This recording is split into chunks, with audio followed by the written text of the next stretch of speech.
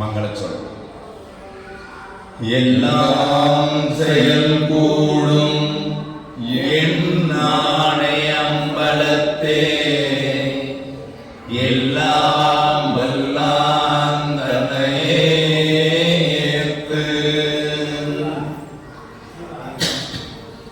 எல்லாம் செயல் கூடும் என் நாணயம்பலத்தே எல்லாம் வல்லான் தன்னையேத்து எல்லாம் செயல் கூடும் என் நாணயம்பலத்தே எல்லாம் வல்லான் தன்னையேத்து. விநாயகர் வழிபாடு. திருவாக்கும் செய்கரம் கை கூட்டும் செஞ்சொல் பெருவாக்கும் வீடும் பெருக்கும் உருவாக்கும் ஆதலால் வானோரும் ஆணை முகத்தானை காதலால் கூப்புவர் தந்தை ஐந்து கரத்தனை யானை முகத்தனை இன்றில் நிலம் விரை ஓடும் ஈற்றனை நந்தி மகந்தனை ஞான கொழுந்தனை குந்தியில் வைத்தடி போற்றுகின்றோமே.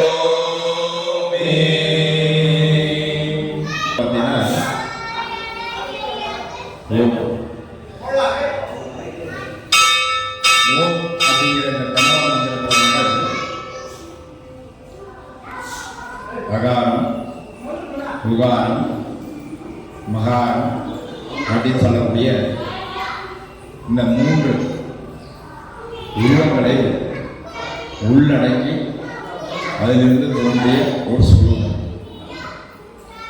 இந்த சுரூபமானது உயிரும் நெய்யும் உயிர் அப்படின்னு சொல்லப்படக்கூடிய ஆன்மாவனமும் மெய்ன்னு சொல்லப்படக்கூடிய இருக்கக்கூடிய இருப்பிடமும் சேர்ந்து உருவான ஒரு பொருள் எம்பெருமான் முருகப்பெருமான். இந்த முருகப்பெருமானுடைய பிரணவ மந்திரம் தான் ஓம். முருகா முருகா நம்ம சொல்லும் பொழுது ஒரு தெய்வமா அப்படின்னு பார்த்தோம்னா அது ஒரு தெய்வம் இல்லை. முருகா அப்படின்னா ஒரு தெய்வம் இல்லைன்னா அப்ப எத்தனை தெய்வம்? முருகா சொன்னா 3 தெய்வம் இல்லை, 3க்கு 3 6 தெய்வம். சரி, 6ஓட முடியுதா? முதல் தெய்வம் இன்னொரு தெய்வமும் இருக்கு, விநாயகர், அவரும் சேர்த்துக்கலாம். சரி, இதெல்லாம் எப்படி கணக்காகும்?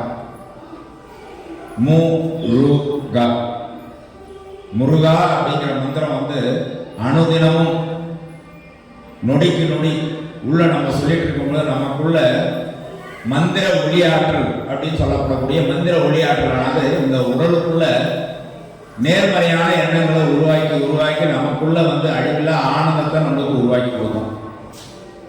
முருகான்ற பொருள் முகுந்தன் மு, ருத்ரன் ரு, க கமலோபவன். முகுந்தன் அப்படின்னு சொல்ல போவது மகாவிஷ்ணு, வெங்கடாஜலபதி பெருமாள், எப்படி ஒன்றா எடுத்துருவோம். அந்த பெருமாளுடைய இதயத்தில் வீட்டு இருக்கக்கூடியவர் மகாலட்சுமி, அலமேலு மங்கை. இப்ப 1 2 ஆச்சு. சரி, ருத்ரன் ருத்ரன்றவன் சிவனுடைய அம்சம், எம்பெருமான்.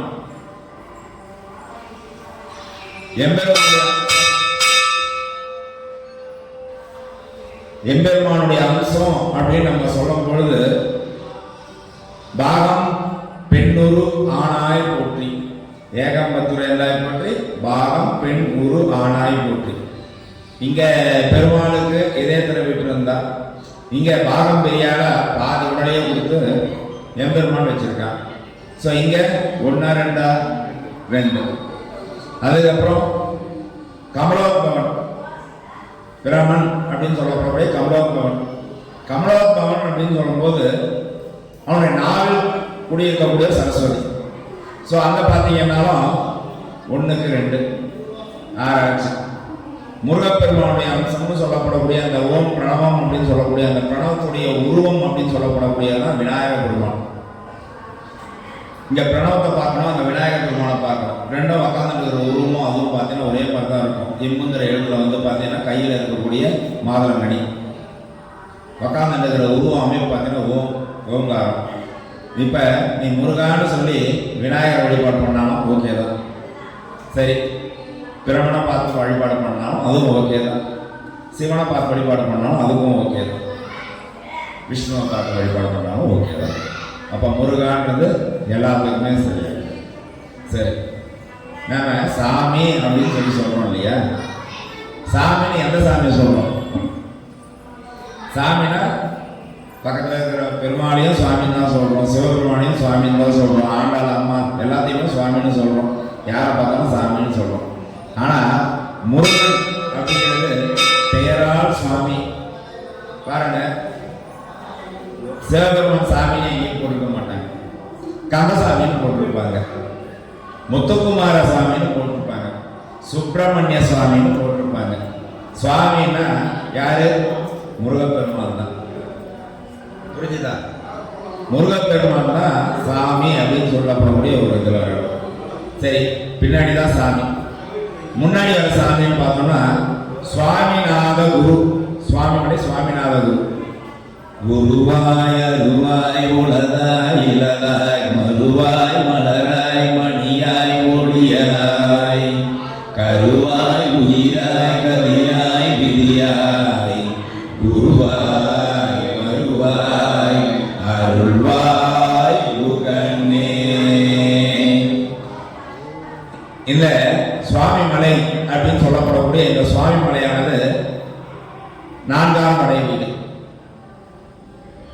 இன்றைய தினம் 4ஆம் நாள். அந்த சுவாமிமலை சுவாமிநாத குருவா வந்து இந்த சொற்பொழிவை அடியார்களுக்கு நன் சொல்லா கொடுத்து என் சொல் அவர் சொல்லாக இருந்து அடியார்கள் காக்கணும். இந்த சொல் எப்படி இருக்கணும் அப்படின்னா, வாடிய ஒரு பயிர் தண்ணி இல்லாமல் அவசரப்படும் பொழுது வளமான நீர் கொடுத்து அந்த பயிருக்கு ஊட்டம் கொடுத்தாற் போல அந்த அடியார்களுடைய குறையை தீர்த்து அவங்களுக்கு நல்லது கொடுக்கணும் அப்படின்னு சொல்லி தான் இந்த சொல்லா இருக்கணும் அப்படின்னு நாம் வேண்டிட்டு இந்த சொற்பொழிவை ஆரம்பிக்கிறோம். மந்திர ஒளியாற்றல் அப்படின்னு சொல்லப்படக்கூடிய ஒரு பெயர் அப்படின்னா முருகப்பெருமானுடைய பெயர் மட்டும்தான். அதில் முதல் பெயர் முருகன் அப்படின்னு சொல்லி சொன்னோம். இந்த முருகனுக்கு அந்த பெயருக்கு என்னென்ன வேல்யூ இருக்குன்றதை சொல்லி சொன்னோம். அதுக்கு அடுத்தது முருகன், குமரன், குகன், ஷண்முகன், சரவணன், விசாகன்.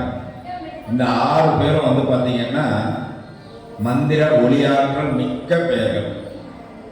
திருப்பாதிரி புலியூர் மடத்தில் ஞானிய சுவாமி, ஞானானந்த ஞானிய சுவாமிகள் அவர் வந்து பார்த்தீங்கன்னா இந்த 6 பேரை தான் முதல்ல எடுத்து வச்சு முன்மொழிகிறார். சரி, சரவண பவ அப்படின்னு சொல்லி சொல்றோம்.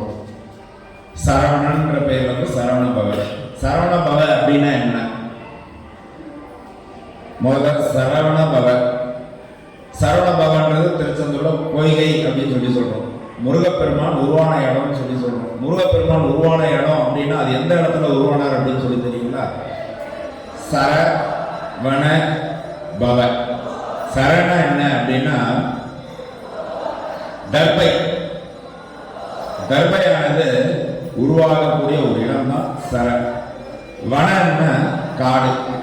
தர்பைக்குள் உருவாகக்கூடிய வனமான அந்த காடு, அந்த காட்டுக்குள்ள பவன்னா உதித்தன் அப்படின்னு சொல்லி அர்த்தம். அதாவது உருவாகணும் அப்படிங்கிறது அதோட பொருள். சரவண பவ. இப்ப இதுக்கான பொருள் வந்து பாத்தீங்கன்னா தர்பை காட்டுக்குள் உதித்த எம்பெருமான் அப்படின்னு சொல்லி இதுக்கு பொருள். இதுதான் சரவண பவ. சரி, சரவண அப்படின்னு சொல்லி இந்த சரவண பவனுடைய இந்த 6 எழுத்து வந்து பாத்தீங்கன்னா சடாட்சரம் அப்படின்னு சொல்லி சொல்றோம். இந்த பக்கம் பஞ்சாட்சரம் அப்படின்னு சொல்லி 5 எழுத்துக்கு சொல்றோம். இந்த 6 எழுத்து சரவண பவன்ல ஒவ்வொரு எழுத்துக்கும் ஒவ்வொரு பொருள் கொடுக்கும். சா சாங்கும்போது வந்து பாத்தீங்கன்னா செல்வம். ரா ராங்கிறது கல்வி. வா வாங்கிறது முக்தி. நாங்கிறது வந்து பாத்தீங்கன்னா பகைவரை ஒழித்தல்.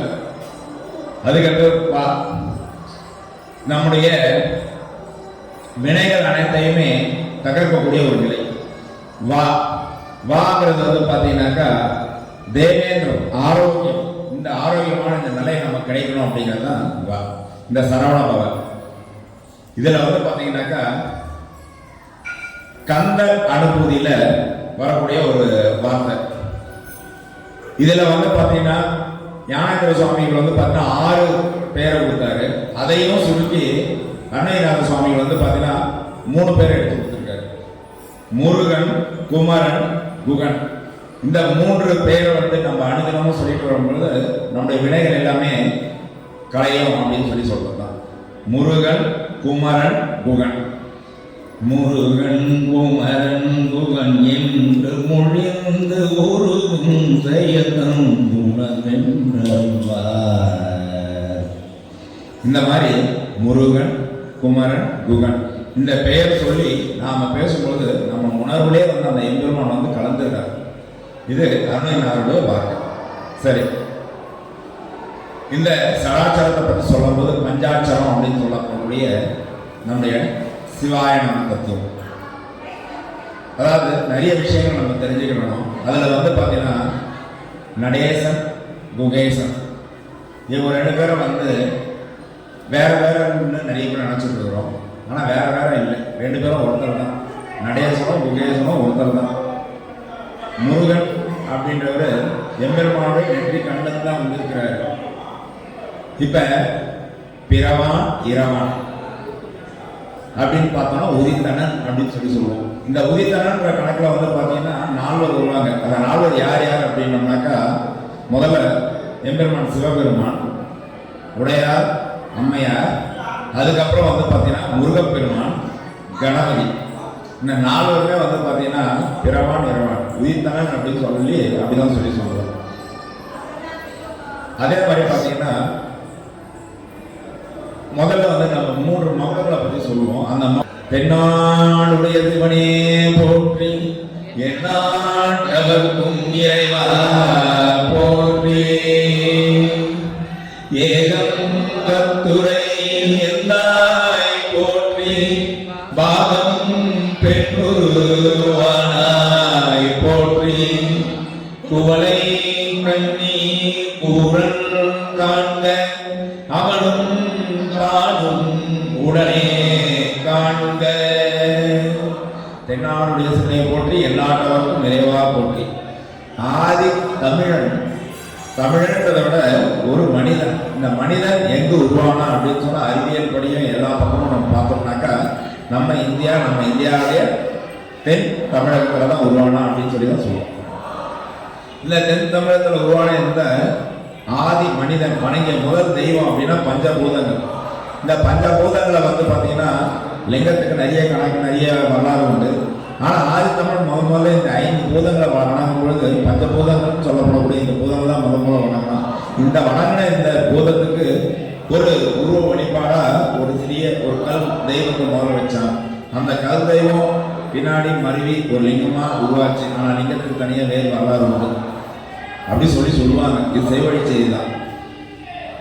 இப்ப தென்னாடுடைய சிவனை போற்றி அவன் வணங்கின முதல் தெய்வம் தென் நாட்டுக்கு உள்ள இருக்கக்கூடிய தென்னாடுடைய சிவனை போற்றி. இந்த இறைவன் தான் இன்னைக்கு உலகம் ஃபுல்லா வீட்டில் இருக்கான். எந்நாட்டவருக்கும் நிறைவா போற்றி, ஏகம்பத்துரை எந்தாய் போற்றி, பாகம் பெண்ணூறு ஆனாய் போற்றி. ஏகம் பத்திர இருந்தாய் போட்டின்னா சிவபெருமான் நேரா வரான் அப்படின்னு சொல்லி சொன்னா அவனை எதிர்கொண்டு நிற்க முடியாது. ஏகமா வருவான். காற்று அப்படின்னு ஒரு 5 பதத்திலேயே நம்ம எடுத்துக்குவோம். காற்று அப்படிங்கிற ஒரு பொருள் எடுத்துக்கலாம். ஒரு உதாரணத்துக்கு சொல்றேன். புயலா வந்தா எதிர்க்க நிற்க முடியாது. தென்றலா வந்தா நின்றுடுவோம். ஓடையா தண்ணியில வந்தா உட்காந்து தண்ணியை தெளிச்சு ஆடி விளையாடிட்டு இருக்கலாம். அதே சுனாமியா நம்ம எதிர்க்க நிற்க முடியாது. இந்த மாதிரி ஒவ்வொரு விஷயத்திலையும் தீபமா பார்த்தா கையெடுத்து கும்பிடலாம். நெருப்பா எரிஞ்சா இறைவான்னு சொல்லி வணங்குறோம். இப்படிதான் ஏகமா வரக்கூடிய இறைவனை தாங்க முடியாதுன்றதுனால பாகம் பெண்ணூறு ஆணாய் போட்டின்னு சொல்லிட்டு தாய்மையை கொடுத்து அந்த இறைவன் கிட்ட வர அடியாருக்கு என்ன தேவையோ தேவைக்கேற்ற மாதிரி நீ 3 அளவு கொடுத்தீங்கன்னா தாங்க மாட்டாங்க. அதனால அவங்களுக்கு தாய்மையை கொடுத்து தாங்க. அதனால தான் எந்த ஆணுமே பார்த்தீங்கன்னா முழுமையாக ஆண் இல்லை. அவன் பெண்ணா இருந்தால் மட்டும்தான் அவன் ஆணா முழுமையாக நிற்க முடியும். அந்த பெண்மை அப்படிங்கிறது தாய்மை. அந்த தாய்மைங்கிறது உள்ள இருந்தால் மட்டும்தான் காருண்யன்றது ஒன்று வளரும். காருண்யன்றது ஒன்று இருந்தால் மட்டும்தான் இரக்கம்ன்றது ஒன்று கிடைக்கும். இரக்கம்ன்றது ஒன்று கிடைச்சா மட்டும்தான் அடுத்தவங்க கொடுக்கணுன்ற ஒரு எண்ணம் கிடைக்கும். அறிதல், தெரிதல், உணர்தல். முதல்ல தெரியாத விஷயத்தை அறிஞ்சுக்கிடுவோம். தெரிஞ்சதை அறிஞ்சிக்கிற விஷயத்த அது என்னன்னு நல்லா முழுமையாக தெரிஞ்சுக்கணும். தெரிஞ்சாதான் அதை உணர முடியும். உணர்ந்தாதான் தெய்வம்னா என்னன்னு நம்ம உணர்ந்து அதனுடைய சக்தியை நம்ம பார்க்க முடியும், அனுபவிக்க முடியும். இறைவன் அப்படிங்கிறவன் பார்த்தீங்கன்னா நேரம் நமக்கு நின்று நம்ம அப்படி உனக்கு என்ன வேணும் நான் கொடுத்துறேன் அப்படின்னு சொல்ல மாட்டான். அவன் எப்படி வருவான் அப்படின்னா மானுட சட்டை அணிந்து ஒரு குருவாய் வரதான் நமக்கு அருள் புரிவான். முதல்ல திருஞான சம்பந்த குருவா திருநாவுக்கரசு பெருமானுக்கு வந்தார். அதனால தான் நீ பண்ணியிருக்கிறோம். முதல்ல திருஞான சம்பந்தர் 1, 2, 3, திருநாவுக்கரசு பெருமான் 4, 5, 6, 7 சுந்தரர், 8 மாணிக்கவாசக பெருமான், 9, 10 தொகையடியார்கள் பின்வரணும், 12 சேக்கிழார் பெருமான். இப்படி வரிசையா திருமுறைகளை கொண்டு இது பண்றோம். ஸோ இந்த குரு அப்படின்னு சொல்லி நாம பார்க்கக்கூடிய இந்த முருகப்பெருமான் திருப்புகழ்ல ஒரு 4 அடி இருக்கு. அதே மாதிரி திருவாசகத்துல ஒரு 4 அடி. இதை ரெண்டுத்தையும் கொடுத்து இப்ப முருகனும் சிவனும் யார் அப்படிங்கிறத சொல்லி சொல்றோம். உனை தினந்தொழுதிலன் உணதியல்வினை உரை திலன் பல மலர் கொண்டு உன் அடியினை உற பணிந்திலன் ஒரு தவம் நிலன் உனது அருள் மாறா. பொருள் என்னன்னா உன தினம் நான் தொழ மாட்டேன், துதிக்க மாட்டேன். உனது பாடல் பதிகங்களை பாட மாட்டேன். என்ன உனது பாதத்துக்கு மலர் கொண்டு நான் வணங்க மாட்டேன். உன்னுடைய கோவில் வாசல் இதெல்லாம் மெழுக மாட்டேன், சுத்தம் பண்ண மாட்டேன். இந்த மாதிரி இந்த பதிகத்தில் இன்னும் பின்வர வரிகள்லாம் அந்த மாதிரி இருக்கும். ஆனால் இதெல்லாம் நான் எதுவும் செய்ய மாட்டேன். ஆனால் நீ என்ன காப்பாற்றி தான் ஆகணும். ஏன்னா என் மனசுக்குள்ள நீ முழுசா இறங்கியிருக்க முருகா முருகா முருகா அப்படின்னு சொல்றாங்க. சரி, முருகனுக்கு எப்படின்னா சிவபெருமானுக்கு ஆமாரும் திருவடியே அகங்குழையே நண்புருகேன் பூமாலையே புனைந்தேத்தே புகழ்ந்துரையே புத்தேரியே கோமனில் திருக்கோயில் தூகேன் மெழுகேன் கூத்தாடே சாமரே விரைகின்றேன் சகுரலே சரணே. சிவபெருமானுக்கு திருவாசகத்துல திருச்சதகம் சொல்லப்படக்கூடிய 5வது பதிகம் உட்பிரிவுல 2வது, அதுல 4வது பாட்டு. இந்த பாட்டுல பாத்தீங்கன்னாக்கா இந்த மாதிரி ஒரு வரியை கொடுத்துருக்காங்க. முருகப்பெருமானுக்கு அருணைநாதர் என்ன சொன்னாரு, அங்கேயும் நான் உன் கோயிலில் நான் எதையும் பண்ண மாட்டேன், உன்னை வணங்க மாட்டோம், எதுவும் செய்ய மாட்டேன், ஆனால் நீ என்ன காப்பாற்றிதான் ஆகணும். இதே மாதிரி இங்க சிவபெருமானுக்கு மாணிக்கவாசக பெருமான் என்ன சொல்லியிருக்காருன்னா இதே வார்த்தையை தான் அச்சுப்புத்திராம பேசியிருக்காரு. நான் உன் கோயிலுக்கு நான் தொடக்க மாட்டேன், மெழுக மாட்டேன், பாட மாட்டேன், உங்களுக்கு பூமாலை சூட்ட மாட்டேன், உன்னை பத்தி பேச மாட்டேன், உனக்காக நான் என்னை மறந்து ஆட மாட்டேன். ஆனா நீ என்னை காத்திட வேண்டும். ஏன்னா நான் உன் திருவடியை பிடிச்சிட்டேன். புரியுதா? சரி, அவன் திருவடியை பிடிக்கணும்னா எப்படி திருவடியை பிடிக்கிறது? சரி, பதம் 5ன்னு சொல்லுவோம்.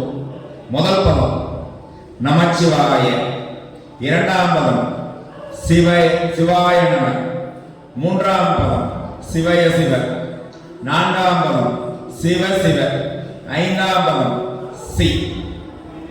இப்படி 5 பதம் இருக்கு.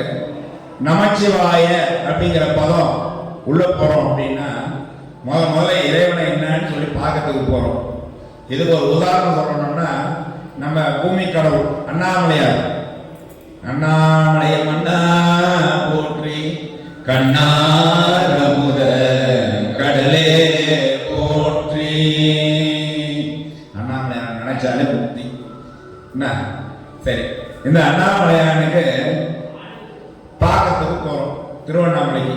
ஏதோ என்ன மாதிரி ஒரு முதல்ல போறான் கோயிலுக்குள்ள, என்னன்னே தெரியாத ஒருத்தர்.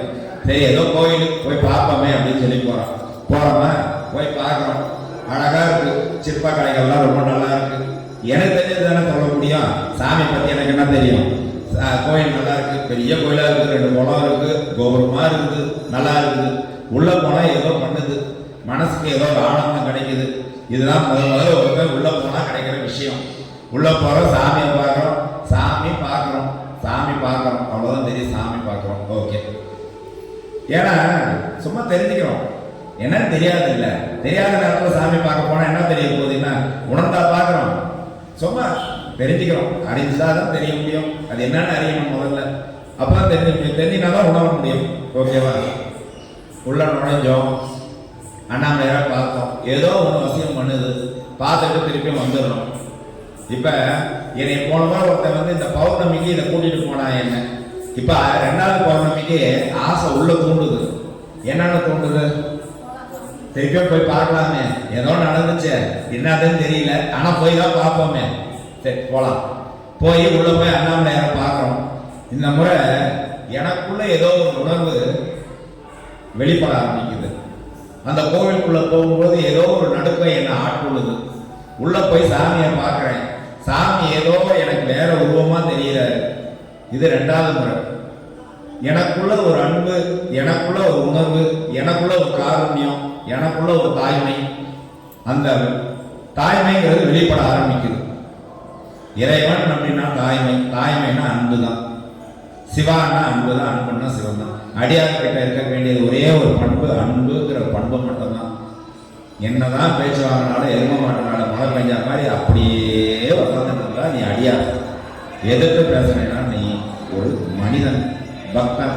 அடியாருக்கு உண்டான அந்த இதுவை நீ எழுதுற. சரி, ஓகே. இப்ப நீ உள்ள போயிட்டு சாமியை பார்த்து ஏதோ உணர்வு உனக்குள்ள வெளிப்பட்டுச்சு, ஏதோ ஒன்று நடக்குது. நமச்சிவாயம் அப்படின்னு சொல்லப்படக்கூடிய அந்த பதத்துக்குள்ளே இப்ப நுழையும் பொழுது அடுத்த முறை என்னென்னமோ பண்ணியிருக்கு இல்லையா, இதுக்கு என்ன அர்த்தம் அப்படின்னு சொல்லி பார்த்தா உள்ள எல்லாரும் ருத்ராட்சம் போட்டிருக்கிறாங்க. நாமளும் ருத்ராட்சம் போட்டுக்கலாமே, திருநீரை எல்லாம் எப்படி அணியிறாங்க, நாமளும் திருநீர் அணிவோமே அப்படின்னு சொல்லி நம்ம பார்த்துக்கலாம் அப்படின்னு சொல்லி நம்ம திருநீரை இது பண்ணிக்கலாம்னு போட்டோம். இந்த மாதிரி திருநீரை அணியும் பொழுது ஒரு உணர்வு கலந்து அடியார் அப்படிங்கிற கோலத்தை நாம ருத்ராட்சத்தை அணியும் பொழுது நமச்சிவாயம் அப்படின்றது நாம தேடி போனது. நமக்கு ருத்ராட்சமும் திருநீரும் அணியும் பொழுது சிவாய நம என பெற்றேன். எதை போய் நாடுனால எதை பெற்ற? நமச்சிவாயத்தை போய் நாடி எம்பெருமான தொட வேண்டி உனக்கு சிவாய நம என்கின்ற பதம் உனக்கு கிடைச்சது. விளங்குச்சா? சிவாய நம என பெற்றேன். இந்த சிவாய நம அப்படின்னும் போது உனக்குள்ள வர வேண்டிய முதல் செயல் அப்படின்னாக்கா பணிவு. இதற்கான தகுதி, முதல் தகுதினா பணிவு. நீ அடியார் திருவேடத்துக்குள்ள வந்துட்ட, அடியார் திருக்கோலத்துக்குள்ள வந்துட்ட. இந்த திருக்கோலம் அப்படின்னாக்கா முதல்ல நீ இன்னொரு அடியாரை பார்த்தீங்கன்னா முதல்ல என்ன செய்யணும்? சிவாய நம அப்படின்னு சொல்லி வணங்குறோம். சரி, உன்னுடைய சக அடியார்களை பார்க்கும்போது சிவாய நம என்று வணங்குறோம். உனக்கு ஒரு குரு வந்திருப்பாங்க இல்லையா, அவனை நீ வணங்கும் போது எப்படி வணங்கணும்? சிவய சிவ. சிவாய நம என பெற்றே நீ அடியாரத்தில் கோலத்திற்குள் வந்தாய். சிவய சிவ அப்படின்னா என்ன? சரி, சிவய சிவன் சொல்லி வணங்குறீங்களா, அது என்ன அர்த்தம் அப்படின்னு சொல்லி சொன்னா, முதலிட சொன்ன வரும்போது சிவாய நமன்னு சொல்லி வணங்கி அவங்ககிட்ட இந்த விடைவு சிவய சிவ அப்படின்னு சொல்லி வைக்கணும். போன்ல பேசுறாலும் சரி, நேர்ல பார்த்தாலும் சரி, சிவ சிவய அப்படின்னு சொல்லிட்டு காணும். ஏன் இந்த மாதிரி சொல்லி வணங்குறோம் அப்படின்னாக்கா, சிவய சிவ அப்படின்ற நிலையில இருக்கக்கூடியவங்க யார் அப்படின்னாக்கா குருமார்கள், அருளாளர்களும் குருமார்களும் தான் வந்து அந்த பதத்தில் இருக்காங்க சிவய சிவ அப்படிங்கிற நிலையில. ஸோ சிவய சிவ அப்படிங்கிற நிலை அப்படிங்கிறது வந்து பார்த்தீங்கன்னா, அந்த நிலையில இருக்கும்போது நீங்க உனக்கு கீழே இருக்கக்கூடிய அடியார்களை உருவாக்குற, அந்த அடியார்களுக்கு சைவ நெறி என்னன்னு சொல்லித்தர, திருமுறைகளை பாடி பாராயணத்தை நீங்க சொல்லி கொடுக்குறீங்க.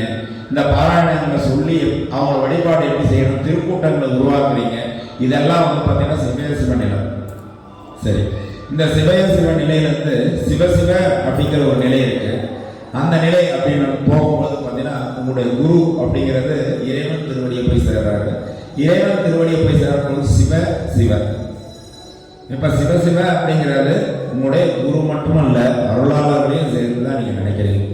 எப்பவுமே ஒரு நற்செயல் துவங்கும் பொழுது மேல முதல் வாரி முதல் 4 எழுத்து அப்படின்னா சிவசிவ அப்படின்னு சொல்லி தான் நம்ம ஆரம்பிக்கிறோம். அதுக்கப்புறம் நல் துவக்கமா இருக்கணும் அப்படிங்கிறதுக்காக திருச்சிற்றம்பலம் அப்படின்னு சொல்லி சொல்றோம். விளங்குங்களா? ஸோ இதுக்கு அடுத்த நிலை சிவய சிவக்கு அடுத்த நிலை சிவசிவ சொன்னேன். சிவசிவ அப்படிங்கிற அடுத்த நிலை அப்படிங்கிறது சிவய சிவ அப்படிங்கிறது வந்து பார்த்தீங்கன்னா குருவா வந்து சிவசிவங்கிற நிலைக்கு போகும்பொழுது திருவடியை தான் நீங்க போய் சேர முடியும். நல்லா விளங்கிக்கணும், திருவடியை தான் போய் சேரணும். இறைவனோடு ஒப்புதல் அப்படின்னு சொல்லி ஒரு நிலை இருக்கு, அது சி. சரி, அப்படி இறைவனோடு ஒப்பணும் அப்படின்னாக்கா அதுக்கு உதாரணம் சொல்லுங்க. எனக்கு அப்படின்னா என்னன்னு தெரியாது. அப்படின்னா என்ன? நான் இறை திருவடியை தான் நான் கேள்விப்பட்டிருக்கேன், அப்படின்னா என்னன்னு தெரியலையே அப்படின்னா மாணிக்க வாசகர்.